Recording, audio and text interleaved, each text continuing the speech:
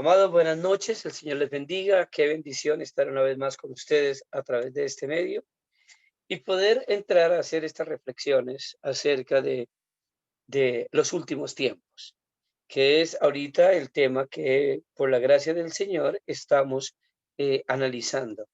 Así que esta es la segunda lección que vamos a tomar sobre escatología. Y dispongámonos y preparémonos para recibir esta materia en esta noche. Oremos. Soberano Dios y buen Padre celestial, en esta noche nos presentamos delante de tu presencia. Te damos gracias por tu infinito amor y por tu misericordia. Gracias por pensar en nosotros y gracias por ser nuestro Dios, nuestro Padre, nuestro Salvador. Y gracias por cada instrucción que tú traes a nosotros en esta noche, Señor. Gracias porque esto es una manifestación de tu amor para con nosotros, Señor. Gracias por permitirnos conocerte cada día más a través de las Escrituras y así llenarnos en seguridad, en fe y en confianza. Padre, presentamos esta clase, nos disponemos en tus manos y que el bendito Espíritu Santo añadas mucha más vida a nuestra vida espiritual a través de este estudio. Te lo pedimos en el nombre de tu Hijo amado Jesús. Amén y amén. Amados queridos, en la primera clase estuvimos haciendo como una introducción de lo que es los últimos tiempos de la escatología y miramos un poquito sobre todo hicimos un comentario, digámoslo así, del sistema dispensacionalista y estuvimos mirando cómo no es la única forma en que la historia de la iglesia ha visto la profecía bíblica.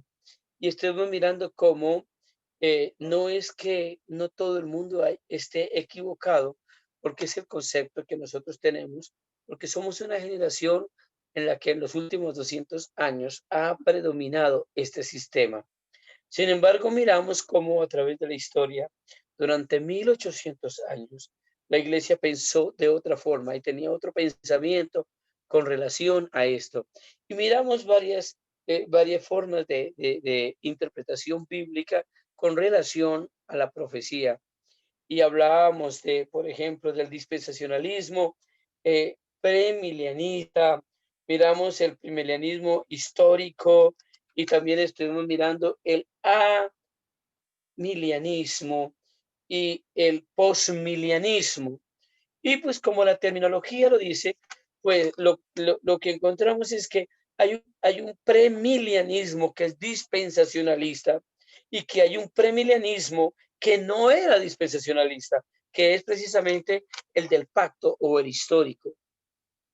Miramos el amilianismo y dijimos que no es que no creen en el milenio, sino que no están mirando esa verdad como esa edad de oro después de la gran tribulación de 1000 años literales, sino que se toma desde otro punto de vista que más adelante vamos a desarrollar a través de este estudio. Y el postmilianismo, pues como la misma palabra lo dice, post, pues después, y esto con relación al milenio o con relación a la gran tribulación, es que se toma toda esta terminología. Y entonces estuvimos mirando todos estos aspectos y dimos algunas respuestas al dispensacionalismo y dijimos que el dispensacionalismo es una doctrina reciente, que el mismo Spurgeon quedaba sorprendido y confrontó porque para él era un tema totalmente raro y extraña esa enseñanza para él. Y también miramos cómo no es que todo el mundo esté equivocado, sino que la iglesia históricamente fue premilianista, pero no fue dispensacionalista. Y sí, también hubo amilianismo para también para la iglesia primitiva. Ahora, ya hoy vamos a mirar un poquito más acerca de este tema para luego sí entrar a desarrollar ya la materia o a defender, digámoslo así, de una manera bíblica la escatología evangélica. Así que, amados, el dispensacionalismo nació más o menos en la mitad del siglo XIX, comenzando el siglo XIX. Y mejor, iniciando el siglo XX, comienzan ya estos movimientos carismáticos sobre todo. Pero el pensamiento que existía de interpretación bíblica futurista, que tenía la idea de la profecía y Apocalipsis sobre todo dejaba estos acontecimientos para el final, con la gran tribulación. Pero había otro pensamiento también de interpretación, que es el preterismo, y el preterismo es lo opuesto al futurismo, así como el futurismo eh, eh, dejaba estas profecías para el final de los tiempos. El preterismo, antes, decía que por el contrario, todo se cumplió ya y que la inmensa mayoría, sobre todo de las profecías, sobre todo de Apocalipsis y Daniel, se cumplieron ya y, desde los primeros 70 años de la iglesia, el primer siglo.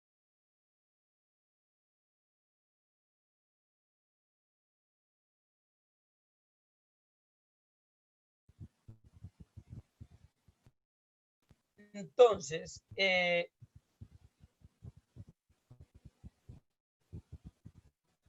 el preterismo y el futurismo fueron, palabra más, palabra menos, métodos de interpretación escatológicos. Pero luego surge un tercer pensamiento, que es el histórico. Ahora, este punto de interpretación histórico ve a Apocalipsis y ve las profecías bíblicas que se van desarrollando y que se van evolucionando, digámoslo así, y van teniendo sus cumplimientos a través de la historia.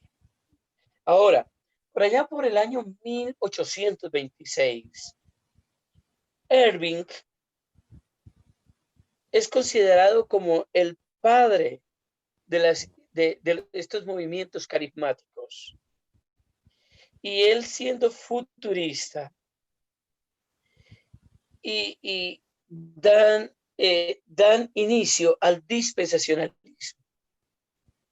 Ahora, estos pensamientos teológicos, sobre todo el futurismo y el preterismo, tienen su base o es desarrollado por teólogos, sobre todo de la Iglesia Católica Romana. Y ellos levantan sus tesis teológicas contra o para contradecir o para desacreditar el historicismo, porque el historicismo era este movimiento que consideraba, que decía que el Papa es el anticristo. Así que ese pensamiento de que el Papa es el anticristo no es nuevo, viene desde esa época, desde hace más de 200 años. Ahora, Darby desarrolló, en base a estos puntos de vista futuristas y preteristas, desarrolló todo el pensamiento del dispensacionalismo dentro de la corriente futurista, sobre todo. O sea, el dispensacionalismo tomó estos argumentos del futurismo de los últimos tiempos, y por eso entonces la venida del Señor en dos tiempos, uno secreto, una gran tribulación, y todas estas dispensaciones se levantaron, ese pensamiento se desarrolló en base a la escuela futurista. Pero Darby desarrolla mucho más el pensamiento dispensacionalismo, del dispensacionalista, y sobre todo por allá en 1831, 1833, es donde mucho más se habla en los círculos teológicos sobre el rapto de la iglesia, ese rapto secreto, esa venida secreta de Jesús a levantar a su pueblo, nació más o menos por esos años. Estamos hablando de 1831, 1833, o sea que estamos hablando de 200 años, ¿no? Así que entonces, en base a este rapto y para sostener la tesis de estas dos venidas de Cristo, de que Cristo tiene un tratamiento específico y un propósito específico con el pueblo de Israel y otro con la iglesia.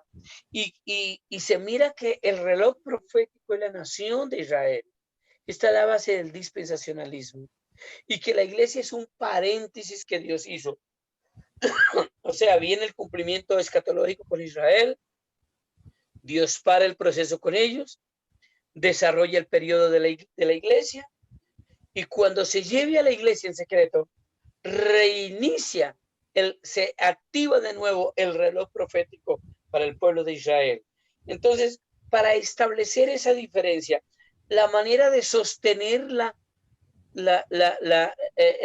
teoría, digámoslo así, la tesis del rapto, es estableciendo esa diferencia entre la nación de Israel y la iglesia. Y de esa manera podían defender la doctrina del rapto. Así que luego vienen teólogos extraordinarios que hacen comentarios de esto. Y yo creo que uno de los que más ayudó para que el dispensacionalismo explotara y se desarrollara, sobre todo a principios del siglo XX y durante todo el siglo XX, y ahorita a principios del siglo XXI. Hombres que tuvieron mucho que ver con esto, por ejemplo, fue Scofield. Recuerden la Biblia que tiene comentario bíblico de Scofield.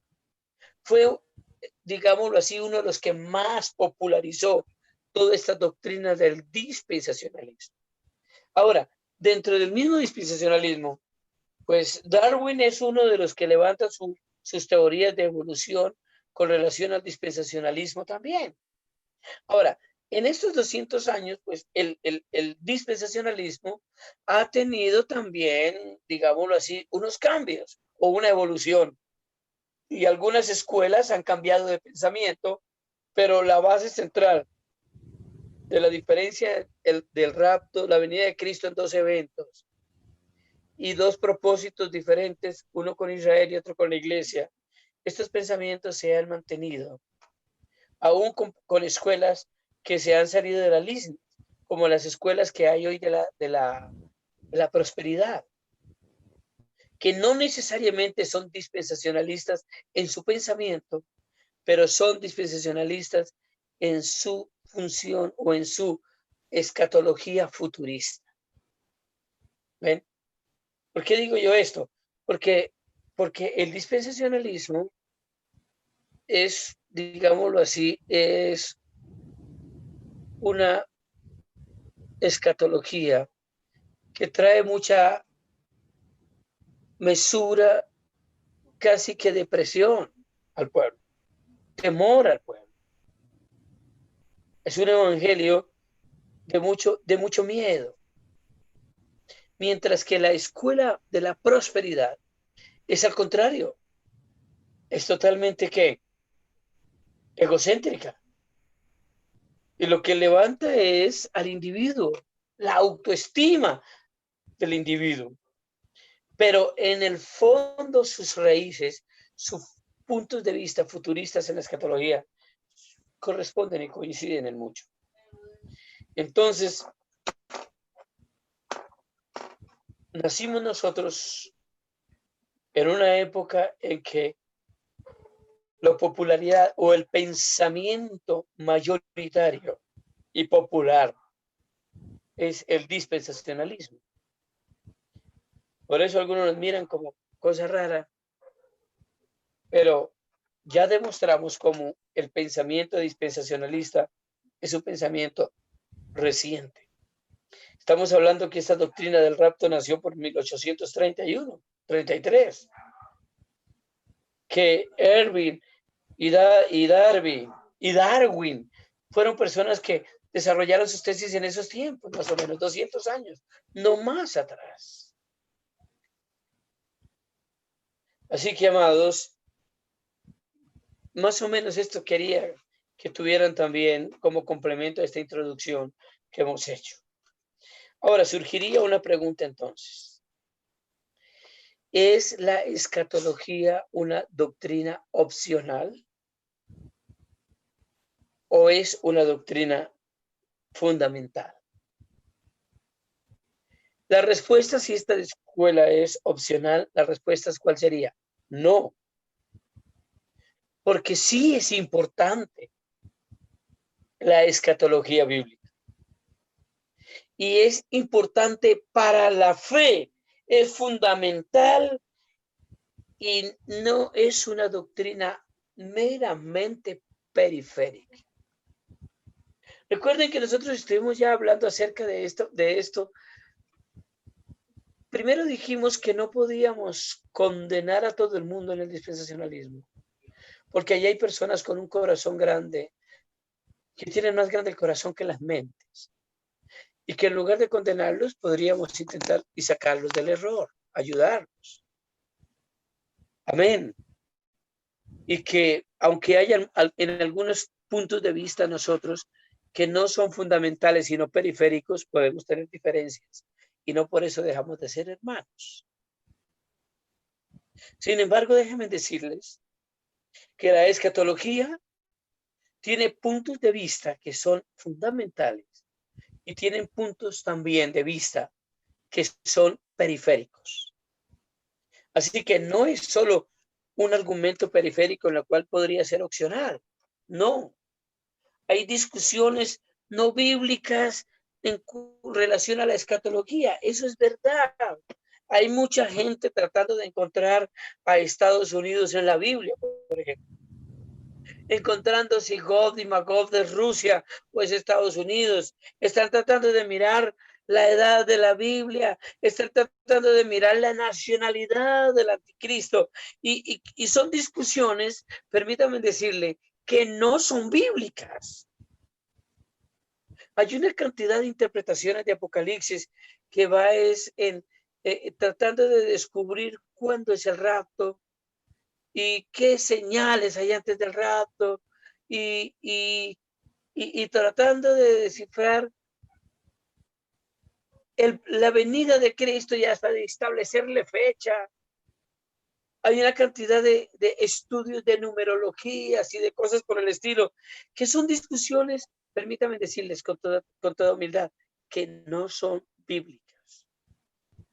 Yo estoy hablando de puntos fundamentales bíblicos y de puntos perimetrales, pero bíblicos. Hay otras discusiones que ni siquiera son bíblicas. Así que si no son bíblicas, ni son fundamentales ni periféricas. Sencillamente lo que no son es bíblico, son una necedad. Hay locuras, por supuesto. Nosotros hemos tenido la oportunidad y la tristeza de escucharlas. En alguna ocasión yo llegué a la ciudad de Barranquilla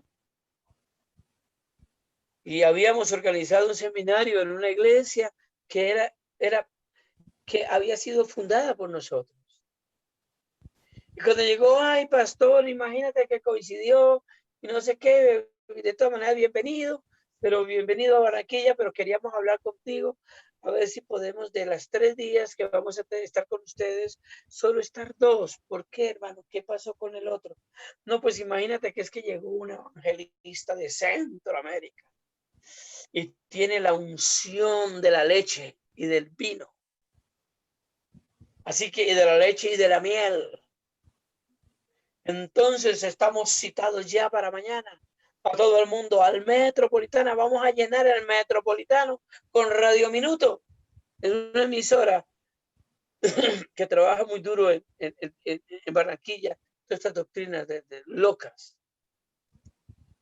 Y entonces ya nosotros, ya la mayoría de los hermanos hemos comprado la bolsa de leche, o los otros han comprado la botellita de miel de abeja, o el que no ha podido al menos miel de la otra derretido panela, pero vamos allá porque nos van a ungir la leche y la miel. Vamos a recibir la unción de la leche y la miel. Y así han llegado muchas cosas locas, ministerios de la risa, ministerios de liberación, de incubación de demonios y cosas. No, una cantidad de discusiones que no son bíblicas. En alguna ocasión un hermano se fue de nuestra iglesia porque no le paramos bolas, porque nos traía un mensaje que teníamos que ponerlo en la cartelera y el siguiente domingo él quería que predicara sobre eso. ¿Y qué era? No, que había llegado un profeta a Bogotá y había tenido un sueño y veía que por el lado de Chía, del norte de la ciudad, sobre el cerro de Monserrate, una nube de aves como de golondrinas que volaban, y entonces el Señor le había dicho: eso quiere decir que ha llegado una peste sobre Bogotá y usted tiene que hablar, y si no habla, una cantidad de locuras, como esas locuras de que visitaron el cielo o esas locuras de que visitaron el infierno. Mire, a todo eso le llaman escatología, y eso ni es escatología, ni es bíblico. Es producto de la emoción, es producto de la ignorancia o es producto de la imaginación humana, del sensacionalismo. Y hay muchas personas bien intencionadas, pero equivocadas. Pero ahora sí entremos en lo que nos interesa a nosotros. Y vamos a tratar de no entrar en esas discusiones que no son bíblicas, pero sí vamos a mirar que hay doctrinas que tienen que ver con escatología, que son fundamentales, y otras que son ¿qué? Periféricas. Ahora, ¿qué doctrinas podrían ser centrales, digámoslo así, básicas, fundamentales en la escatología? Temas como la segunda venida de Cristo de forma literal. Doctrinas como el juicio final, la resurrección física y corporal de nuestro Señor Jesucristo. Estas doctrinas son básicas. Esta es la base del cristianismo. Son la base. Y diferenciar en estos puntos es grave. Es grave. Es muy grave. Ahora, en lo periférico, lo que tenemos que decir es que no todo es de vital importancia, aunque todo en la Biblia es importante. Y en la Biblia hay cosas que son más importantes que otras. Un ejemplo, todos nosotros sabemos que el centro de la Biblia es Cristo. Y que el tema de la Biblia se llama salvación. Y dentro de esta teología, todos nosotros sabemos que Cristo es el Hijo eterno de Dios. Ahora, la Biblia habla de un gigante por allá en 2 de Samuel, capítulo 21, versículo 20, que tenía 24 dedos. En cada mano tenía y en cada pie tenía un dedo más. O sea, en lugar de tener 5, tenía 6. Entonces tenía en total 24 dedos. Surge la pregunta, querido hermano: ¿quién es más importante bíblicamente, Cristo o este gigante de 24 dedos? La respuesta no se hace esperar: Cristo. Amén. Ahora, si fuéramos ahorita a Mateo, por ejemplo, 22, el versículo 36, vayamos entonces, miremos. Mateo capítulo 22. Mateo capítulo 22, el versículo 6.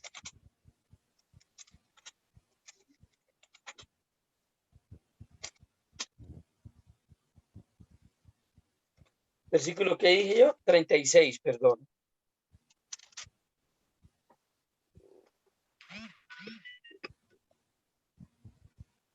El 34 dice: entonces los fariseos, oyendo que había hecho callar a los saduceos, se juntaron a una, y uno de ellos, intérprete de la ley, preguntó por tentarle, diciendo: maestro, ¿cuál es el gran, escuchen la expresión, gran mandamiento? Esto se lo dijeron para tentarle. Maestro, ¿cuál es el gran mandamiento en la ley? Jesús les dijo: No, todos los mandamientos son iguales. No. Jesús les dijo, amarás al Señor tu Dios con todo tu corazón y con toda tu alma y con toda tu mente. Este es el primero y grande mandamiento.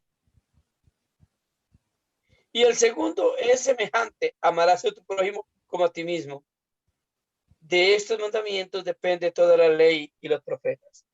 Ahora, no está diciendo el Señor Jesucristo que los otros mandamientos, los otros 8 mandamientos no son importantes.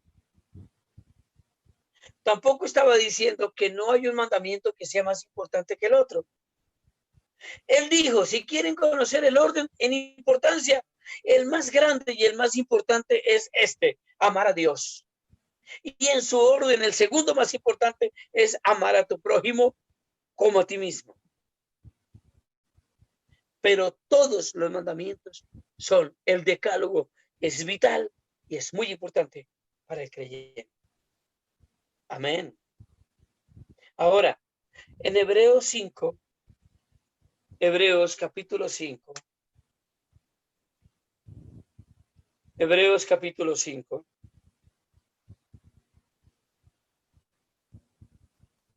desde el verso 11, dice, acerca de esto tenemos mucho que decir y difícil de explicar, por cuanto os habéis hecho tardos para oír, porque porque debiendo ser ya maestros, después de tanto tiempo tenéis necesidad de que se os vuelva a enseñar cuáles son los primeros rudimentos de la palabra de Dios. Y habéis llegado a ser tales que tenéis necesidad de leche y no de alimento sólido. Y todo aquel que participa de la leche es inexperto en la palabra de justicia, porque es niño. Pero el alimento sólido es para los que han alcanzado madurez, para los que por el uso tienen los sentidos ejercitados en el discernimiento del bien y del mal. Por tanto, dejando ya los rudimentos de la doctrina de Cristo, vamos adelante a la perfección, no echando otra vez el fundamento del arrepentimiento, de obras muertas, de la fe en Dios, de la doctrina del bautismo, de la imposición de manos, de la resurrección de los muertos y del juicio eterno. Y esto haremos. Ahora bien, podemos seguir con el tema, pero palabras más, palabras menos.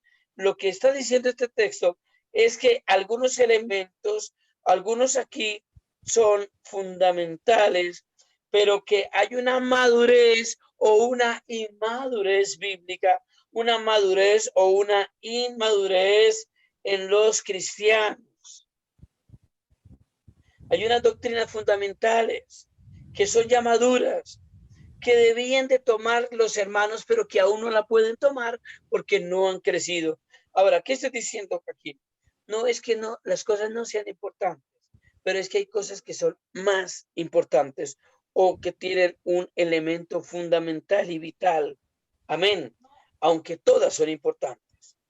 Ahora, con la gran tribulación, por ejemplo, hay varios puntos de vista. Con la segunda venida hay varios puntos de vista. Pero déjenme decirle algo. Todos los movimientos, sean los que creen que Cristo viene antes de la gran tribulación, o los que creen que viene en la mitad de la gran tribulación, o los que creen que viene al final de la gran tribulación, o los que creen que viene después del milenio. Independientemente de todas estas diferencias escatológicas, todos están de acuerdo con que Cristo volverá por segunda vez.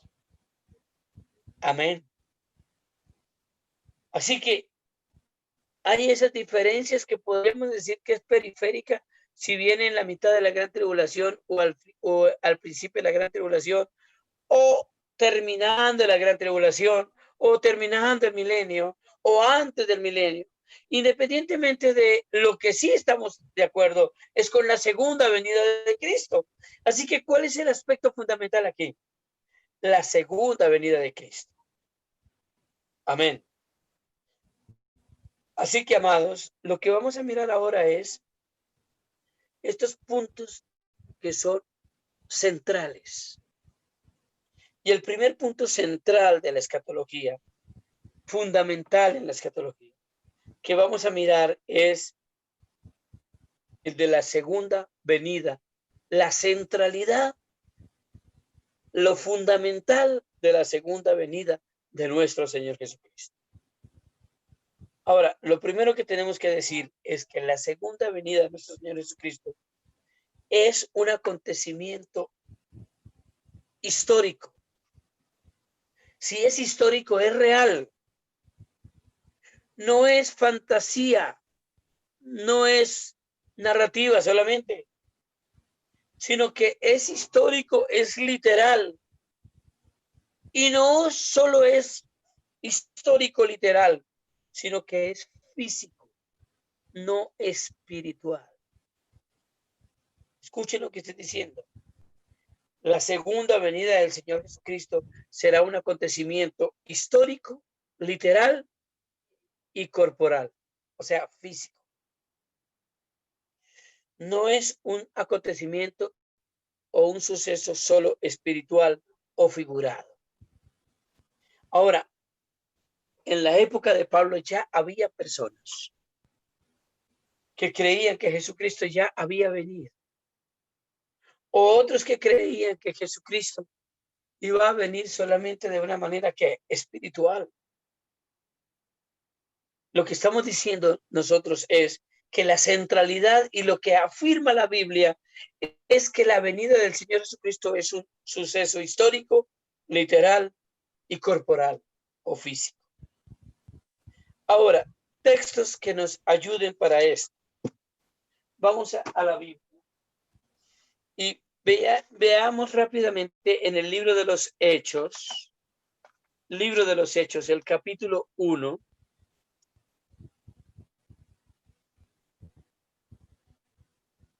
El versículo 11 dice, los cuales también le dijeron, varones galileos, ¿por qué estáis mirando al cielo? Este mismo Jesús que ha sido tomado de vosotros al cielo. Así, escúcheme la terminología bíblica, el lenguaje. ¿Cómo lo vieron ir? Físicamente, literalmente, realmente.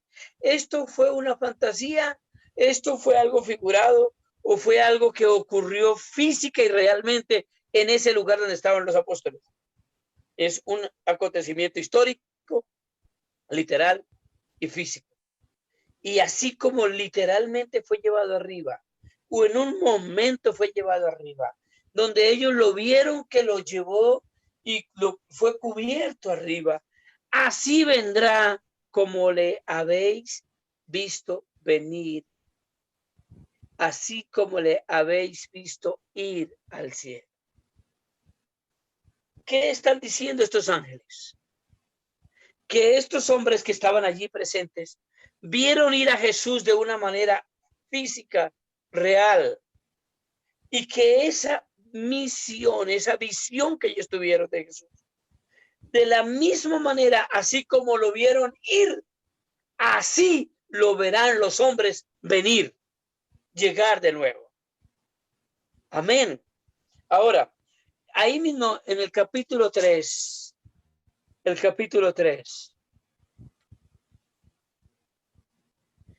el versículo 20 dice, y él envíe a Jesucristo, que os fue antes anunciado, a quien de cierto es necesario que el cielo reciba hasta los tiempos de la restauración de todas las cosas, de que habló Dios por boca de sus santos profetas, que han sido desde el tiempo antiguo.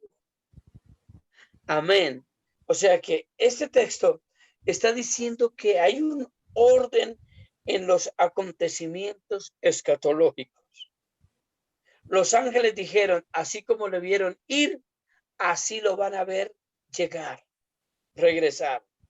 Y este texto está diciendo que hay un orden escatológico en los eventos y que al final, hasta que los tiempos de la restauración de todas las cosas, sea, va a llegar un tiempo en el que hay el cumplimiento para volver las cosas a ponerlas todas en orden como deben estar.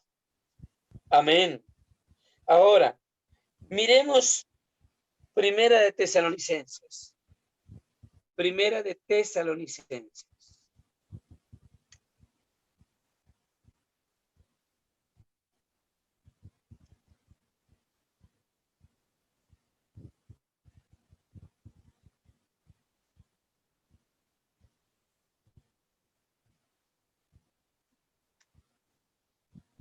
Gloria a Jesús.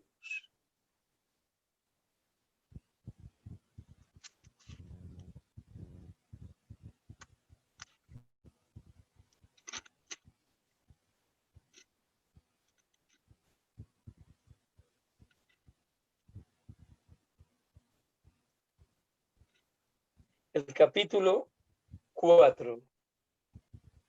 Veamos desde el verso 13. Tampoco queremos, hermanos, que ignoréis acerca de los que duermen, para que no os entristezcáis como los otros que no tienen esperanza. Porque si creemos que Jesús murió y resucitó, así también traerá Dios con Jesús a los que durmieron en él. Por lo cual os decimos esto en palabra del Señor, que vosotros que vivimos, que habremos quedado hasta la venida del Señor, no predeceremos a los que durmieron, porque el Señor mismo con voz de mando, con voz de arcángel y con trompeta de Dios descenderá del cielo, y los muertos en Cristo resucitarán primero. Luego vosotros los que vivimos, los que hayamos quedado, seremos arrebatados juntamente con ellos en las nubes para recibir al Señor en el aire, y así estaremos siempre con el Señor. Por tanto, alentados los unos a los otros con estas palabras. Y continúa el tema, pero acerca de los tiempos, de las ocasiones. Bueno, ya dice que no, ya el tema, lo vital del texto aquí es que él dice el texto que él vendrá del cielo. Y aquí hay tres cosas importantes en este pasaje que leímos. Lo primero, que Cristo vendrá del cielo a la tierra. Lo segundo, que cuando Él baje, las almas de los que murieron y que están ahora con Él, vendrán con Él. Y el segundo aspecto es que Él trae resurrección de los que están muertos. Pero el tercer aspecto es que también traerá transformación a los que están vivos.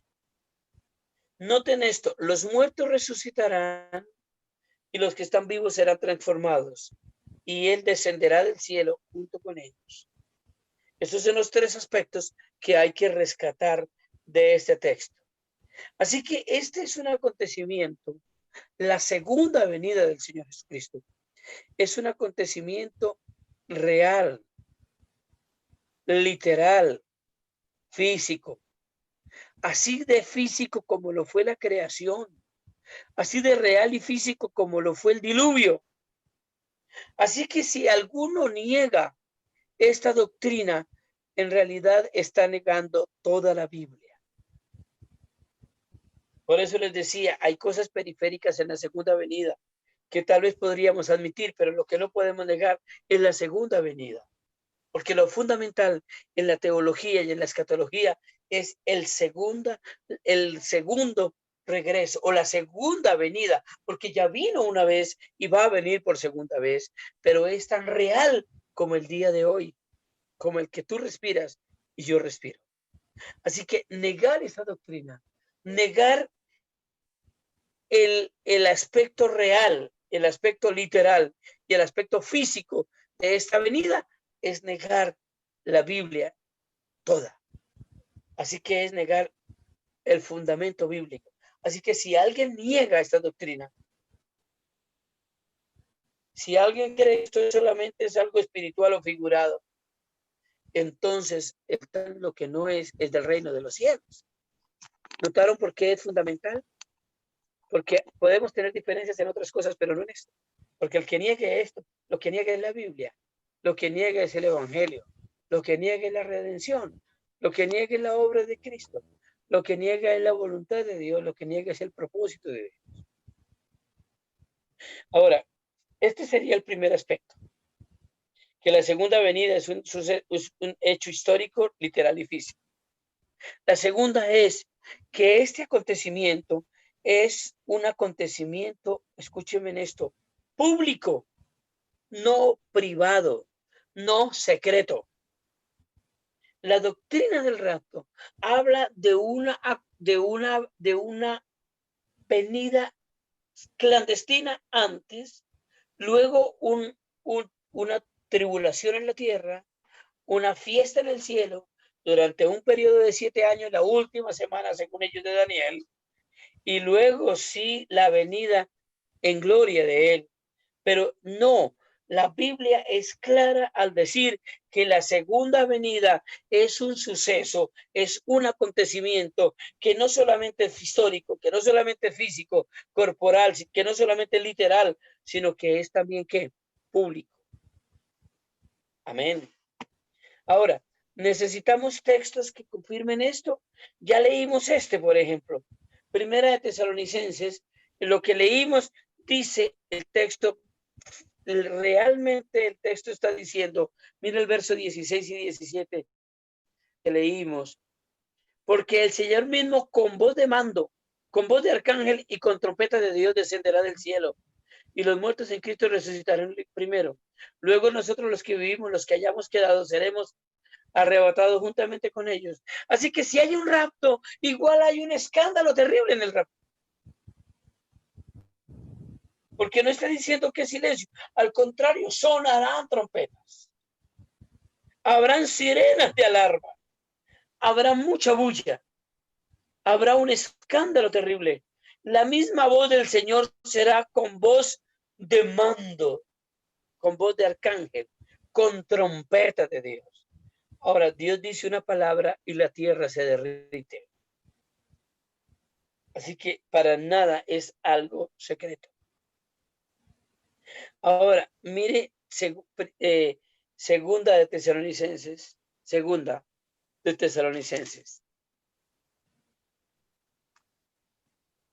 Esto es demostración del justo juicio, versículo 5, perdón. Segunda, capítulo 1, versículo 5.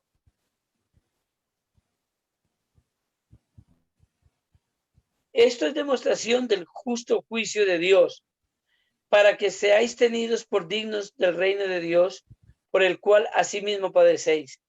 Porque es justo delante de Dios pagar con tribulación a los que os atribulan, y a vosotros que sois atribulados, daros con nosotros.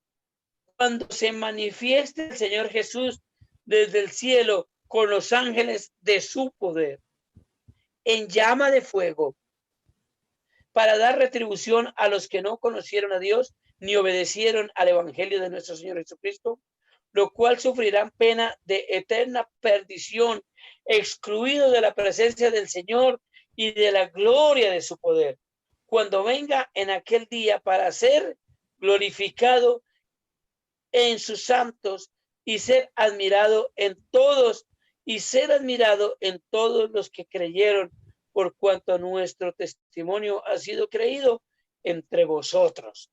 Y podemos seguir leyendo para que noten que el acontecimiento como tal tiene algunos elementos extraordinarios. Viene para juicio, viene en gloria, viene con poder y para nada en silencio.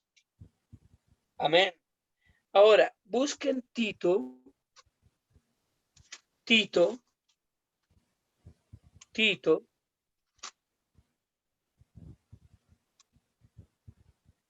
2:13.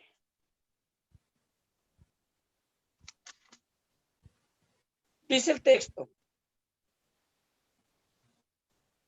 El verso 12 dice, enseñándoos que renunciando a la impiedad y a los deseos mundanos, vivamos en este siglo,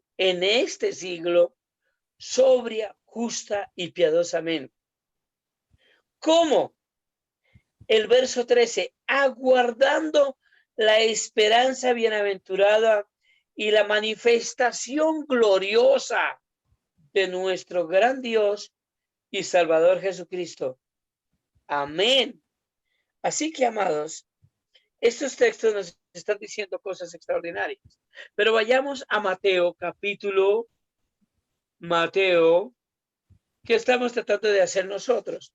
Argumentando con textos bíblicos lo que estamos diciendo. Si la segunda venida es figurada, espiritual, o es real, histórica y física.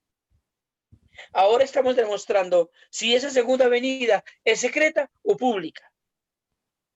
Miren Mateo capítulo 24, del verso 26.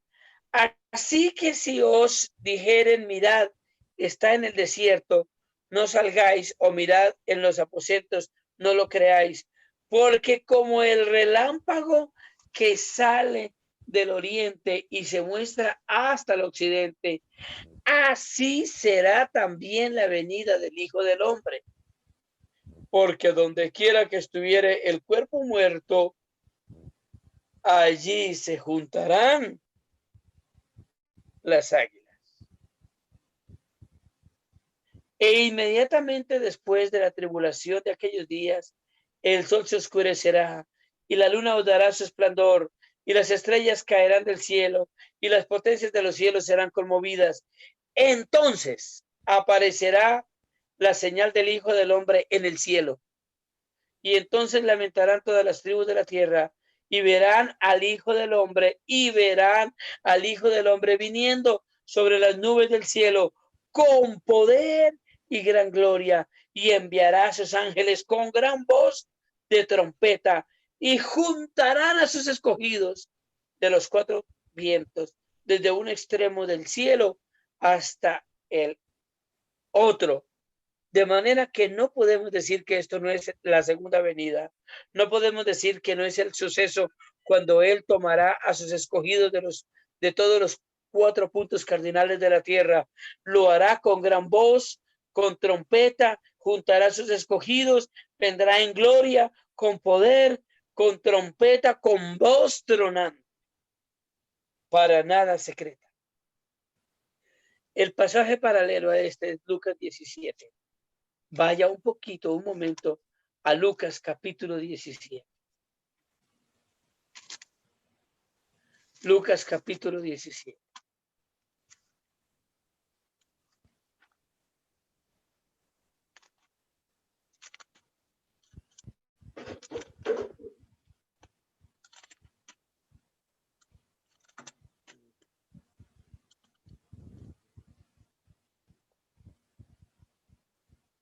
El verso 22. El verso 20 dice, preguntado por los fariseos cuándo había de venir el reino de Dios. Miren la pregunta. Le respondió y dijo, el reino de los cielos no vendrá con advertencia. Ni dirán helo aquí o helo allí, porque he aquí el reino de Dios está entre vosotros. El reino de los cielos ya había llegado con Cristo en la primera venida. Y dijo a sus discípulos, miren el texto, verso 22, tiempo vendrá cuando desearéis ver uno de los días del Hijo del Hombre y no lo veréis. Y os dirán, helo aquí o helo allí, no vayáis ni lo sigáis, porque como el relámpago que sale al fulgurar resplandece desde un extremo del cielo hasta... Ahora, cuando relampaguea o truena, ¿es notorio a los hombres o es secreto? La comparación del acontecimiento de su llegada es como un trueno y un relámpago en el cielo. Ilumina todo, pero su voz es tenebrosa. Porque como el relámpago, ¿cómo es una comparación? Como relámpago que al fulgurar, o sea, al brillar, resplandece desde un extremo del cielo hasta el otro, así también será el Hijo del Hombre en su día. Pero primero es necesario que padezca mucho y sea desechado por esta generación. Ya primero está hablando de la segunda venida, pero dice que es necesario que en la primera venida muera por los pecadores. Así que, amados, en estos textos que hemos leído, ¿qué hemos encontrado? Que la segunda venida de nuestro Señor Jesucristo es real, es física, es literal y que es pública a los ojos de todo el mundo y con estruendo, no en secreto, sino público. En tercer lugar, negar esta doctrina bíblicamente es condenable y objeto de maldición. Mire segunda de Pedro, capítulo 3. Vaya casi al final. Segunda de Pedro,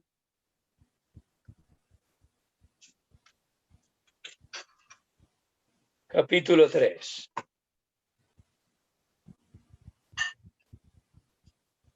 Amaos,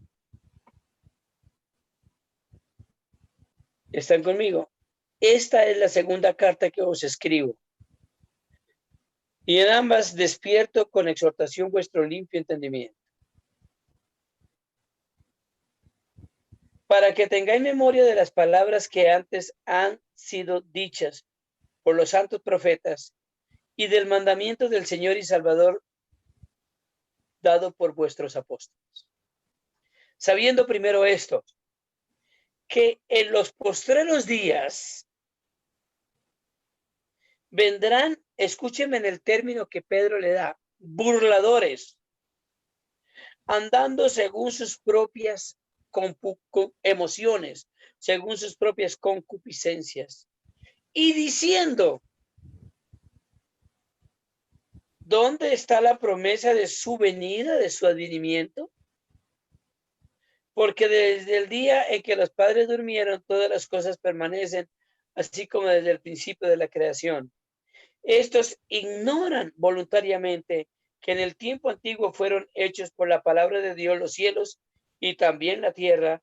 Esto proviene del agua y por el agua subsiste. Ahora, lo que nos compete aquí del tema del pasaje que he leído es que el apóstol Pedro y Judas también los llama a los que predican que el Señor Jesucristo o ya vino o va a venir espiritualmente o no va a venir. El título que se le da es un título de burladores de la doctrina. Ahora, la palabra burlador no quiere decir incrédulo. Un impío es un incrédulo o un no creyente, no piadoso. Pero el caso aquí no es un impío, es un burlador. Y la Biblia, sobre todo en Proverbios, tú podrías mirar el capítulo 1, versículo 22 si quieres, pero muchos textos de Proverbios hacen un contraste entre la ignorancia y la burla. Ser ignorante es ser incrédulo o ser impío, pero ser burlador es tener el corazón endurecido. O sea, un burlador es aquel que creyendo, es aquel que conociendo se ufama y se burla.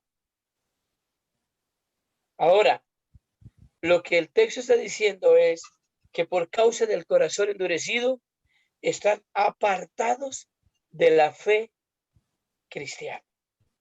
Ahora, si vienen a Juan en Apocalipsis, el versículo 1, capítulo 7, en el capítulo 1, verso 7, o en el capítulo 21, el versículo 12, o en el capítulo 21, el versículo 20, van a mirar que sus nombres son borrados, no existen, no están en el libro de la vida.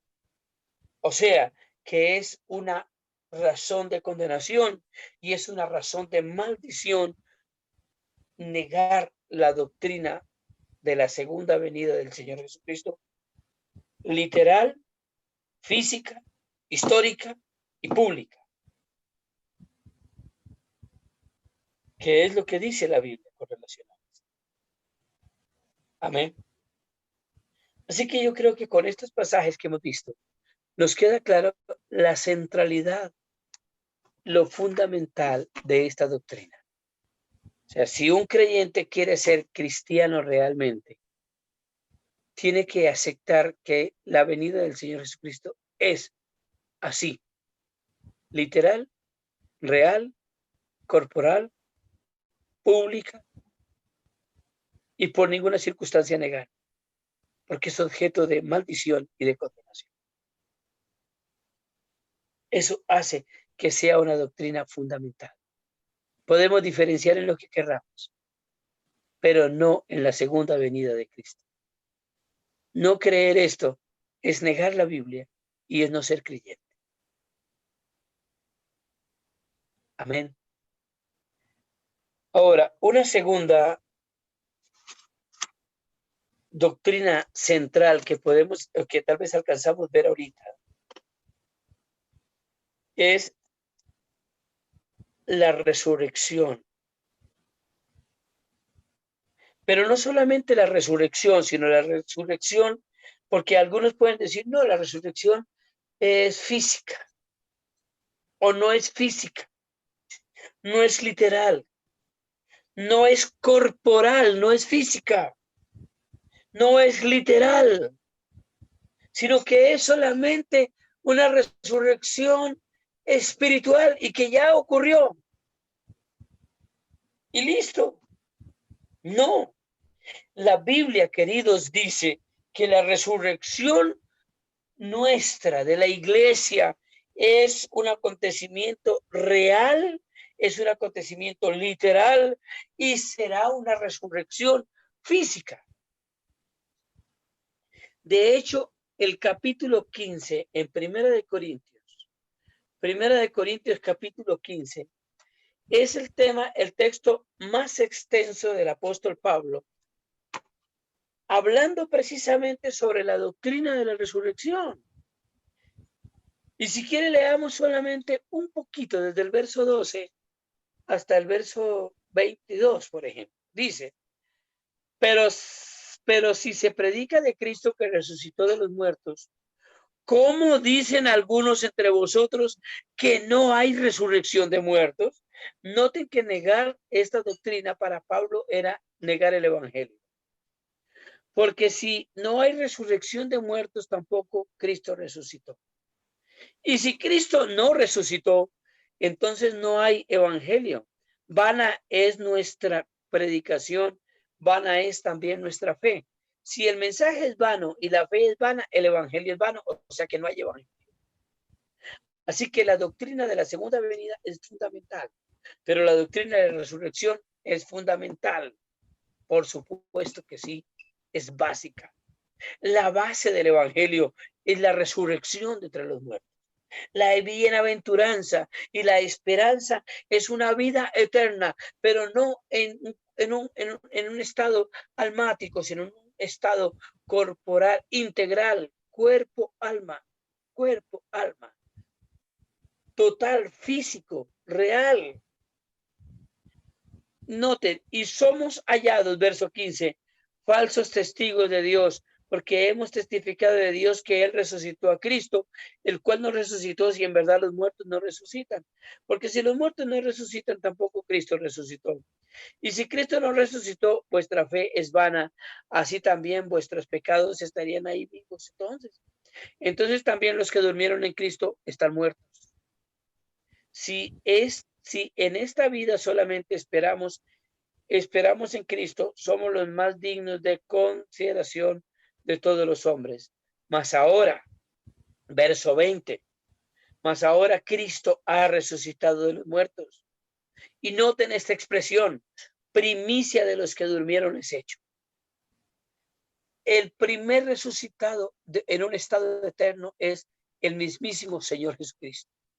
Y así como Él resucitó, todos los que duermen en Cristo resucitarán como Él resucitó. Él fue el primero de todos, pero después resucitarán el todos. O sea, ya hay un fruto, un anticipo de la resurrección. Sí, ¿quién? Cristo. la primicia, el primero es Él. Él fue presentado ante el Padre como el resultado de la muerte de Cristo. El logro de la muerte es que la muerte no le pudo contener y que los pecados fueron perdonados y Él resucitó con un cuerpo glorificado para estar delante del Padre con ese cuerpo real, físico, por los siglos de los siglos. Y así también, de la misma manera como Cristo resucitó, los hijos en Cristo resucitarán. Mas ahora Cristo ha resucitado, primicia de los muertos. O sea, si Él resucitó y es la primicia, quiere decir que los que mueren en Cristo es garantía que resucitarán. Primicia de los que durmieron es hecho. Porque por cuanto la muerte entró por un hombre, también por un hombre la resurrección de los muertos. Porque así como en Adán todos mueren, también en Cristo todos serán vivificados. Pero cada uno en su debido orden. Cristo la primicia. Luego los que son de Cristo, ¿cuándo? El texto es claro. En su venida. Luego el fin. Cuando entregue el reino al Dios y Padre, cuando haya suprimido todo dominio, toda autoridad y potencia, porque porque preciso es que Él reine hasta que haya puesto a todos sus enemigos debajo de sus pies, y el postrer enemigo que será destruido es la muerte. Amados, la lectura es clara, el texto es claro, y desarrollar todo el capítulo de Primera de Corintios es desarrollar toda la teología escatológica del apóstol Pablo con relación a la resurrección de los creyentes. Después pone unas comparaciones de cómo se resucitará, que así como hay diferentes tipos de carnes, también hay diferentes cuerpos.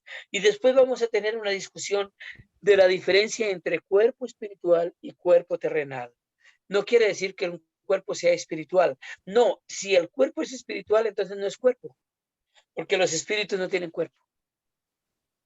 La diferencia no es un cuerpo espiritual y un cuerpo terrenal físico, con el espiritual y el físico, no, es un cuerpo almático y un cuerpo condenado terrenal. Después vamos a tener una discusión con relación a ese tema. Pero por ahora, déjenme decirles que la base de todo lo que se cree y de todo lo que se predica y todo lo que la Biblia dice y del contenido de toda la Biblia es la victoria de la vida sobre la muerte a través de la persona de Jesucristo. Desde Génesis 3:15 hasta Apocalipsis, el último versículo, se está hablando. Este es el tema y esta es la victoria. Así que negar la resurrección, negar la resurrección física es negar el evangelio. Negar que sea corporal es negar todo. Recuerden lo que dice 1 Tesalonicenses capítulo 4. Hay un misterio, pero todos van a resucitar.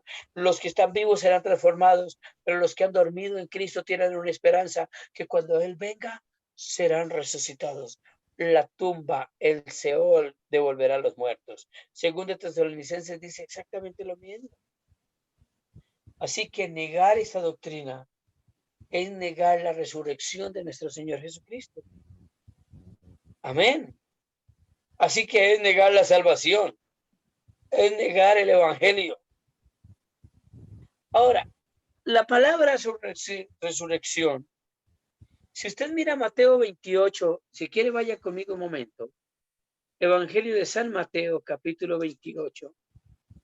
El versículo 6 dice, más el versículo 5 dice, más el ángel respondió y dijo a las mujeres, no temáis vosotras, porque yo sé que buscáis a Jesús, el que fue crucificado. No, noten el verso 6, no está aquí, pues ha resucitado, como dijo, venid y ved el lugar donde fue puesto el Señor. Amén.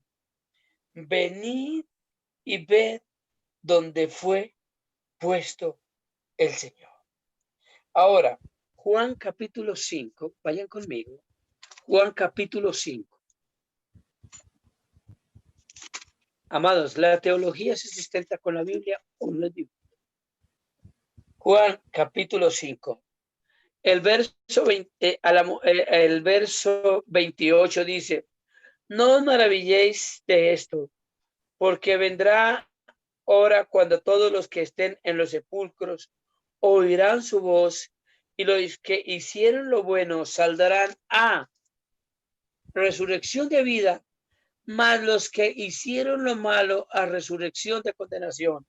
Y déjenme decirles que aquí habla de una resurrección de todos los hombres y al mismo tiempo, noten el texto, de todos los hombres y los que, mire, los que no os maravilléis, perdón, porque vendrá hora cuando todos los que están, todos los que están en los sepulcros oirán la voz y que les dice, levántense y resucitarán. Todos. Pero cuando haya esa resurrección, los que hicieron lo bueno saldrán a qué? A resurrección de vida. Mas los que hicieron lo malo a resurrección de condenación. Pero la resurrección es una. Ya le estoy dando un anticipo de clases futuras cuando hablemos del juicio final. Pero lo que está diciendo este texto es que, escúcheme en esto, la resurrección es un suceso real, es un suceso literal y es un suceso corporal, no espiritual, no figurado, sino corporal, físico. La tumba quedó vacía. Noten este argumento.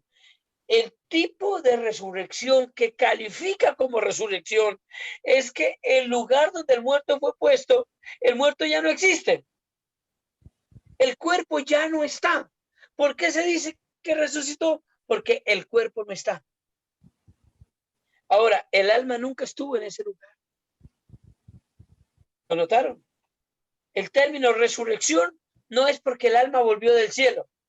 El término resurrección es porque el cuerpo literal y físico es levantado de la tumba. Cuando Cristo fue levantado, el testimonio de que Cristo resucitó fue que la tumba no contenía el cuerpo de Jesús, el cuerpo físico de Jesús. Amén. Así que si en la tumba está el cuerpo, entonces no hay resurrección. Surge la pregunta, ¿se resucitará con otro cuerpo o con este cuerpo? Les doy la respuesta, con este cuerpo. Reconocible. Cuando el Señor Jesucristo resucitó, dijo, vengan y miren que yo soy. Que yo soy. No soy otro. Los discípulos reconocieron que era el maestro. Físicamente lo vieron y lo reconocieron. Ahora, escúchenme en esto. Si el Señor promete una resurrección y el cuerpo que resucita no es el mismo sino otro, entonces no es resurrección, sino transformación. No, ni siquiera es transformación, porque si hay una transformación, lo corruptible se convertiría en incorruptible, pero no sería una resurrección, sería un traslado de cuerpo. Tu alma estaba en un cuerpo y ahora tu alma la ponen en otro cuerpo. No, lo que dice el texto es que su alma recupera el cuerpo que tenía. Con otras características, sí. Con otras circunstancias, sí. Lo perecedero en imperecedero. Lo corruptible en incorruptible. Pero reconocible, sí. Y el mismo, sí. Otro, no. Amén. Ahora, miren este texto. Vayan conmigo a 2 de Timoteo. 2 de Timoteo, capítulo 16. Desde el verso 14, recuérdales esto.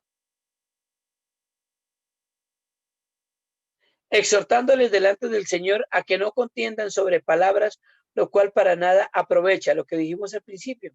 Hay temas que no son bíblicos, sino que es para perdición de los oyentes. Esos temas llevan esa condenación, no a salvación.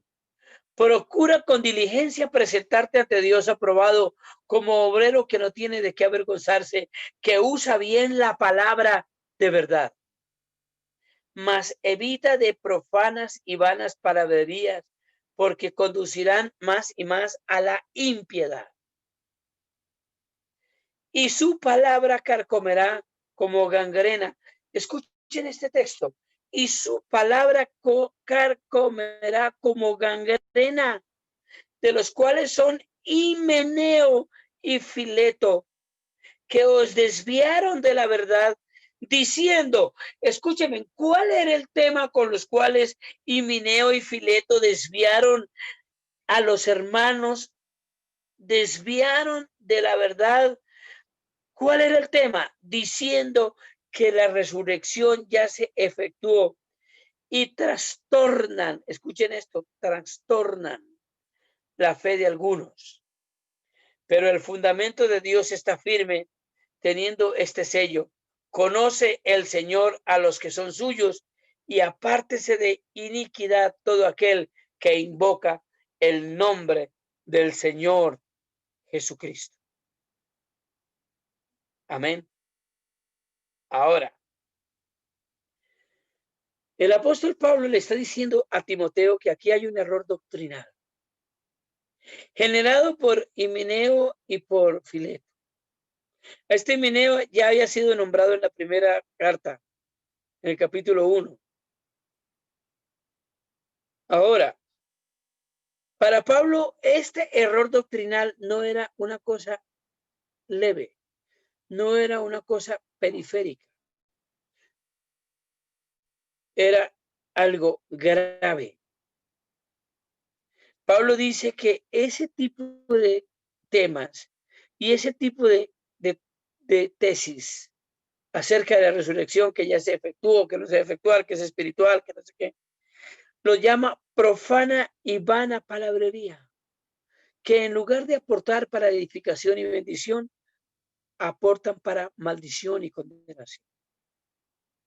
En el verso 17 lo compara con una gangrena. El tema de negar la resurrección corporal, negar la resurrección en la segunda venida del Señor, negar esa resurrección física literal, lo compara con una gangrena. Ahora, ¿qué es una gangrena?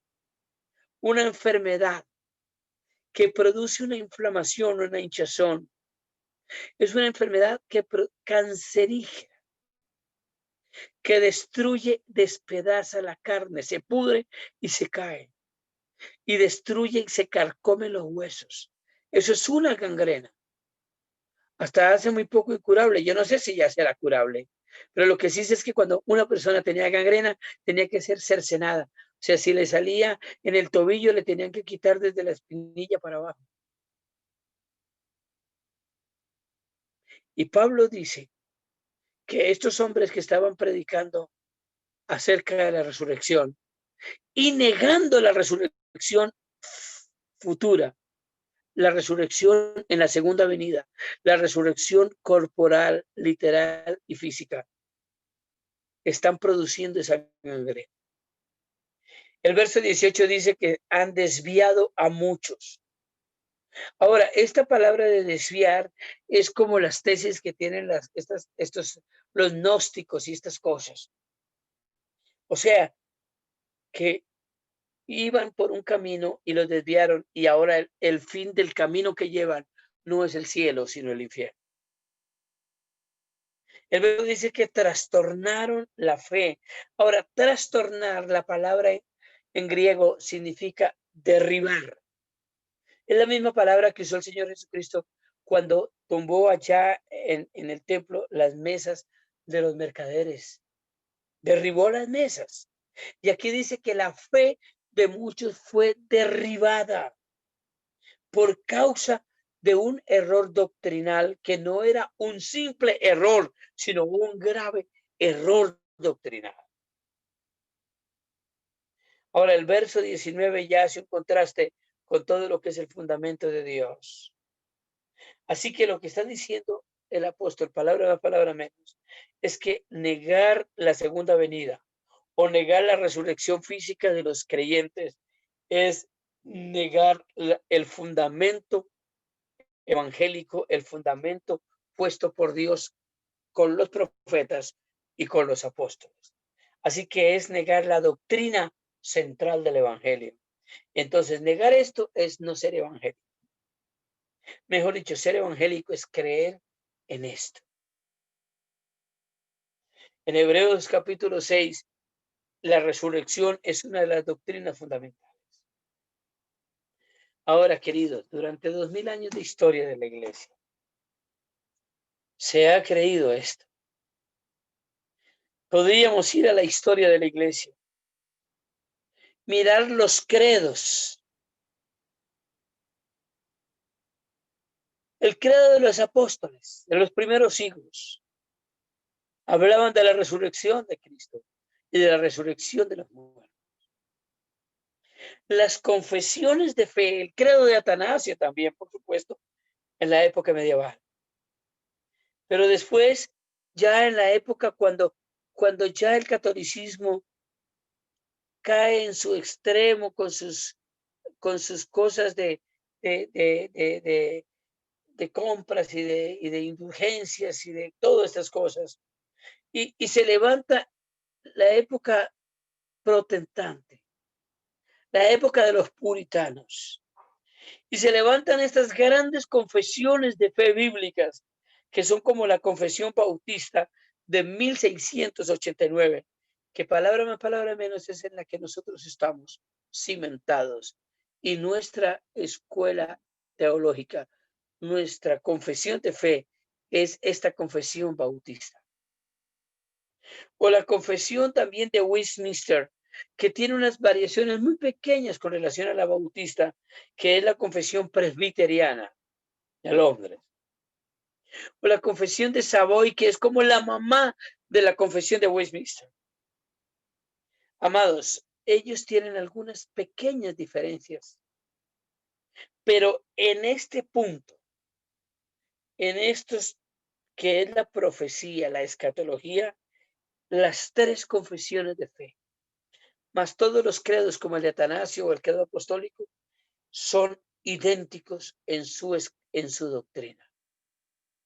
Así que, ¿por qué si la iglesia durante 2000 años ha creído esto, por qué lo vamos a negar nosotros? Que el Señor nos ayude entonces para tener siempre claro estos temas sobre la segunda venida de Cristo y sobre la resurrección de los muertos. Estos temas son básicos y fundamentales para la fe, para la salvación, para la predicación, para el evangelio. Amén. Que el Señor les bendiga. Oremos.